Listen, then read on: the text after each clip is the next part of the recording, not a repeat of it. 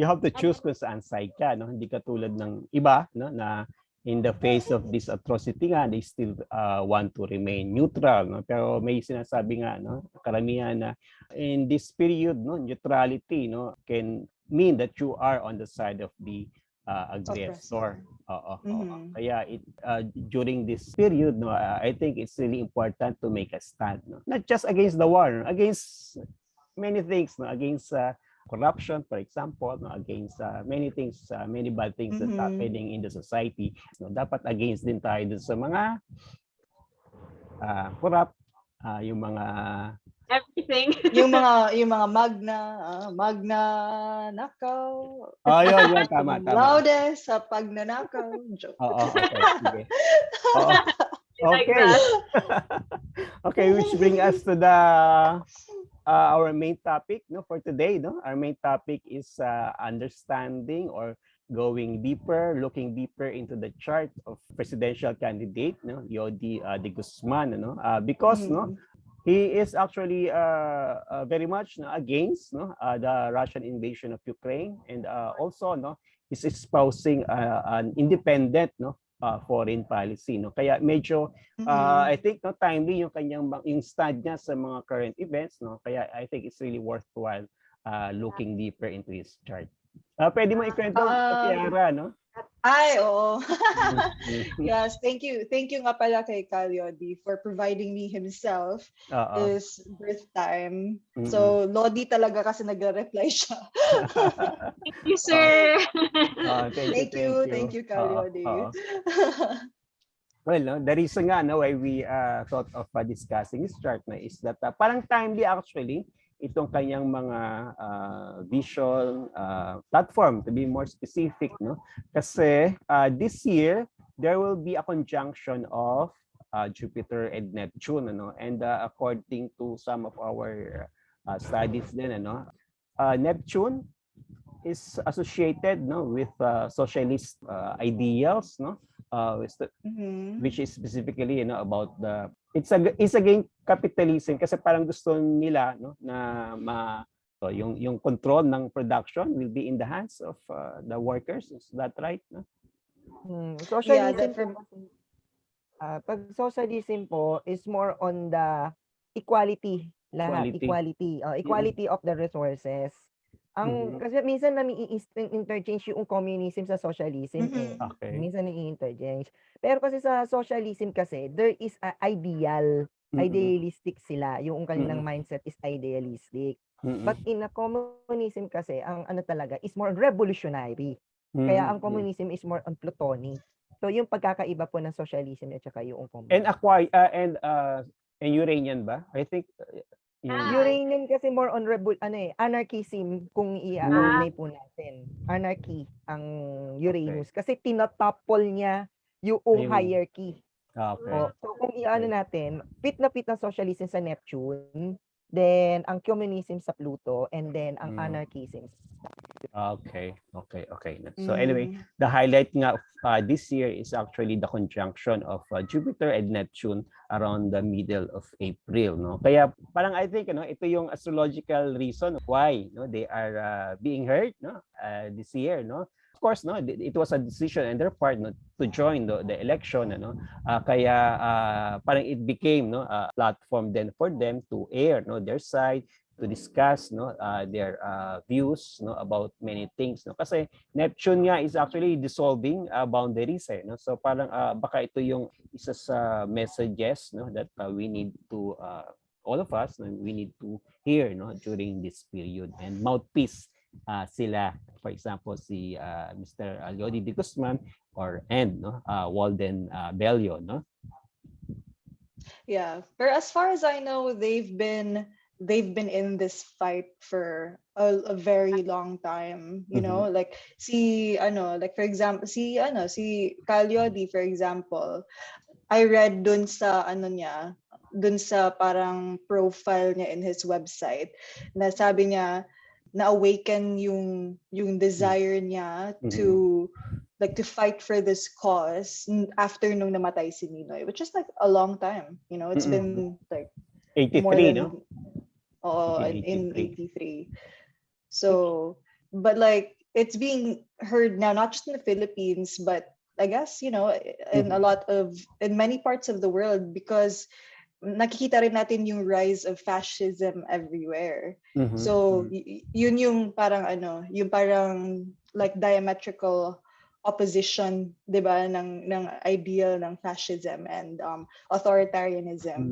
So yeah. Which is noong panahon po ng 1983, ang Uranus at Neptune ay nasa Sagittarius noong panahon pong yun.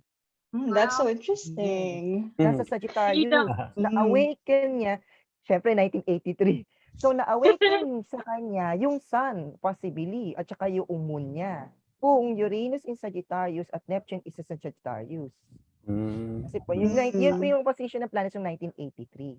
Kaya, okay. 1983 ka ba, Jaymel? Yes, sir. Okay. Tsaka I was thinking then, like sa mundane, kasi like I've been reading up on yung tawag dito, yung events nung 80s, in particular because of the Great Conjunction in Libra. Kasi alam naman natin, like, recap lang sa mga manonood natin na hindi masyadong familiar sa Great Conjunction. So, yun yung configuration in the sky na like si Jupiter and si Saturn, like together sila in one sign.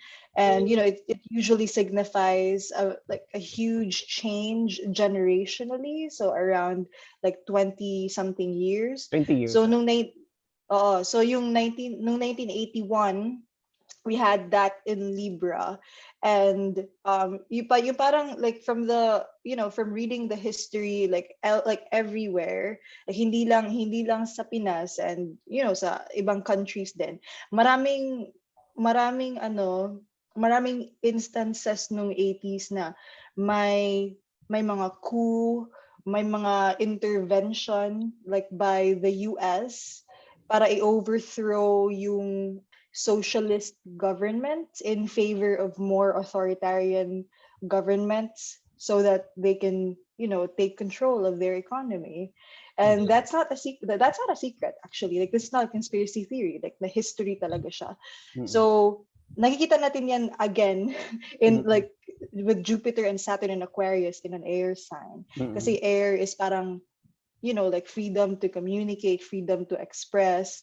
Tapos if you have Jupiter, like if you have Saturn in particular there and Jupiter amplifying that thing, so we can yung diniscuss natin in the previous episode na para siyang limitation sa ganun. So that's why maybe we're seeing again like a rise of parang socialist movements. No? So as you were saying, the same issues, no, connected with the past is sort of being resurrected, no, now, no. Pero specifically, totoo naman, kasi di ba, yung nga 1981 there was a conjunction Saturn and Jupiter, tapos 2020 may conjunction ng Saturn and Jupiter, no. Pero ito kasi hindi naman siya fixed in time, no. So parang it's a process, no, parang the seeds of something, no, of let's say a social movement or economic trends, no, nagsisimula around the conjunction, So let's say 1981 may trend na nasimula noon. Tapos, as the year progressed, and specifically noong 1983, parang doon pumutok yung crisis point, no,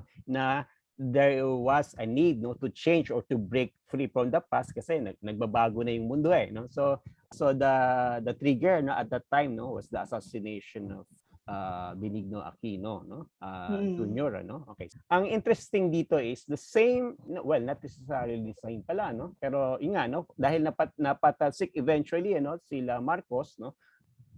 Ngayon, they are trying to go back, no, into, let's say, in Malacanang, Ngayon, interesting din itong yung kwento nga ni Kiara, no, na parang yung pagkamulat, no, ni Ka Leody, no, happened, no, right after the assassination of Benigno Aquino. So parang talagang makita mo it was a seed, no? It was a seed na lumaki, no? Let's say from 1983 or 84, ang naging epekto nito at least sa isang taon tulad ni Ka Leody is that he was deeply affected by that event, no? Ngayon, so yung mga pinaglalaban niya through the years, no, ito umabot sa level na he is now running for the presidency para mag-gain, no, let's say maybe way, no, sa pagbabago that they have been espousing, no, fighting for since the 80s. Yeah. And also naisip ko lang din because Libra and Aquarius, like they're both humane signs, di ba? So yung issues both in the past and then ngayon is the stifling of human rights din. So and yun yung isa sa mga pinaglalaban din ni Ka Leody na syempre hindi pwedeng matrample yung human rights natin. So like in the like of course like it's already happening kind of like, but yeah, so pag bumalik yung mga taong ganyan like sa pwesto, delikado yung freedom natin, di ba? Although syempre, no, we are not yet sure about that, pero kung titingnan natin yung pattern, ano, baka may similarity, ano, similarity, no. So siguro yun lang ang that's something that we are sort of worry of, no? Video bomber, sorry. Okay lang. While nandito pa tayo sa 1980s, no, may isa ako nakita na very significant, ano. There was also a conjunction of Jupiter and Neptune in 1984, no, January, no, to be exact, January 20, no. Okay, no. And di ba, no, the next conjunction is Jupiter-Neptune conjunction is not very rare naman. It occurs, no, around 12 years or so, no. Pero ito importante kasi sa chart ni Ka Leody, no. Okay. Noong 1984, January, no. So let's say 6 months after January, August, no. So 5 months, no. 5 months after the assassination of Benigno Aquino, there was a conjunction of Jupiter and Neptune, no. Okay, no? Okay. It was in Capricorn, by the way, no. It was in sign Capricorn, no. Ngayon kung titingnan natin yung chart niya, no. Yung Saturn niya is in Capricorn 1 degree. Okay, and the conjunction was 1 degree also, no.